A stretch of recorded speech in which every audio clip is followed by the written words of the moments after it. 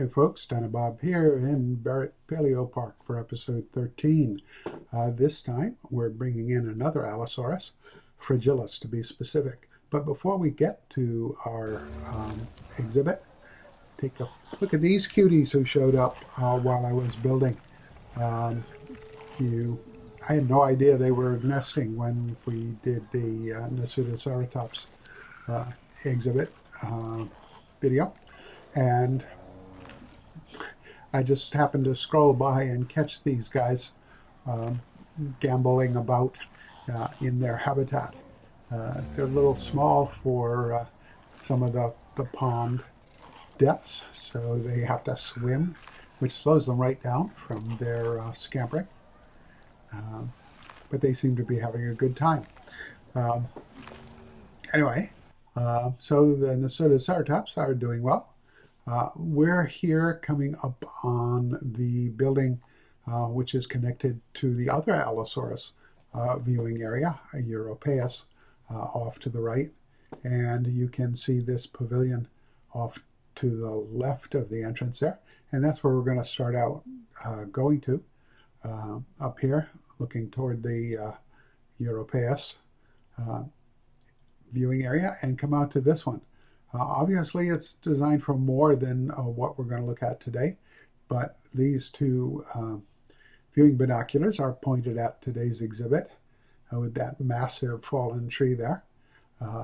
It makes for a striking attention grabber. And back through the pavilion here and out the path that I had made but hadn't finished, to this other viewing point. You can see that fallen tree in the background, immediately locating our guests as to where they are, and move forward looking into the fragilis exhibit. You can see it's fairly open in this area here, and a little sort of walk up for kids to get a good view into the habitat. You can see one of our animals out there on the rocks and semi-floating as we get closer because he doesn't have his feet quite on the rocks. It's an amazing magic trick they can do, right? And we've got another one. There's a tail, and there's nicely lit by the lowering sky while they have a little snack. They do have a meat pan beyond that vegetation, which leaves it to our guests' imagination where they're getting their meat. You can see a keeper gate into the exhibit over there. I really should do something about camouflaging that from this viewpoint, but obviously I haven't done it yet. Got another one of this gang. We got 3 of the males in this exhibit. That's one of their social groups. They've been mostly getting along okay, but they're not quite mature yet. The whole exhibit actually includes almost as much space for the female. Getting them together has so far, in my experience, been somewhat problematic outside the mating season. And this one came closer to the habitat viewing, so you can get a good idea of what the view is like when they do. But let's pretend to be keepers. So we're going to go through the bushes to this gate and go through it down past the Europaeus. There's one now. The sun's going down on us, so things are going to get a little bit darker for a while. This is a keeper run to give them shorter paths without going through exhibits down to the shelter and care building for the fragilis. Ahead is some of the infrastructure I've been putting out here, piecemeal. And this little bit, whoops, bad aim, back up. Up the stairs, and these stairs don't work like normal stairs, so I'll jump. There we go. This is a platform intended to let our keepers work with transportation cages. You can see the animal door in the building there, and also the vet running out into the habitat. Also access to the roof of the building up that ladder. So let's go back down and drop in on the care building, which still needs a door. and some various caretaking craft. So let's see if we can get into that building. You saw the skylight there with a nice shot of the moon. Oh, don't get run over by the vet. And this is now where the female is. Technically, this is all one big exhibit. I'm relying on the barrier provided by the walls of this building to keep the animals separate. Here comes our female, luckily ignoring us. Time to put a flashlight on her so we can see her a little bit better. So she's got her hay beds and stuff in here. Nice night sky here.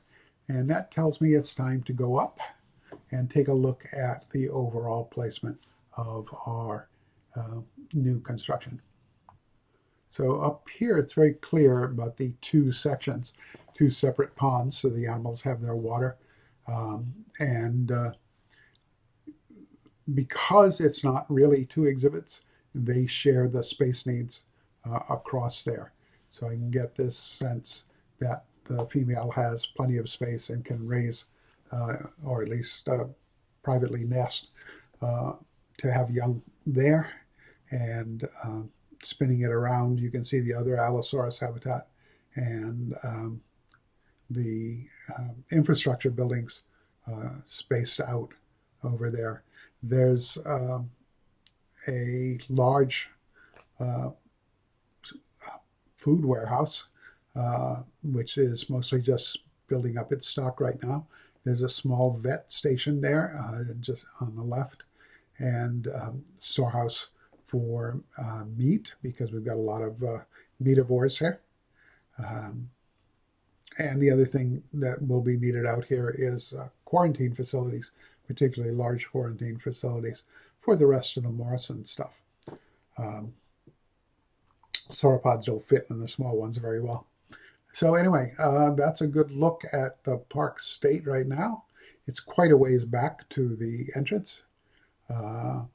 And all in all, I think it's coming along pretty well. Relatively compact, but still fitting animals. I'm working on that 5th star right now. That's pretty much it for today, except for some animal pictures. If you liked the video, please hit the like button. If you make a comment, I'd appreciate it. I'd like to hear from folks, see what they think of what I'm doing. And if you haven't subscribed already, please do. It helps the channel out. So our Allosaurs are here in what's now the dawn of the night that we had coming on us when we were looking through the habitat.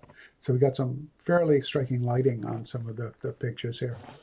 And two of our guys walking together without arguing with each other, which is always nice. But they can be problematic sometimes, just like walking over uneven rocks can be problematic. I'll look out to sea, and there goes our last Allosaur. So till next time, you all be kind to each other, stay safe, and I hope you'll drop by for some more Dino Bob videos in the future. Bye now.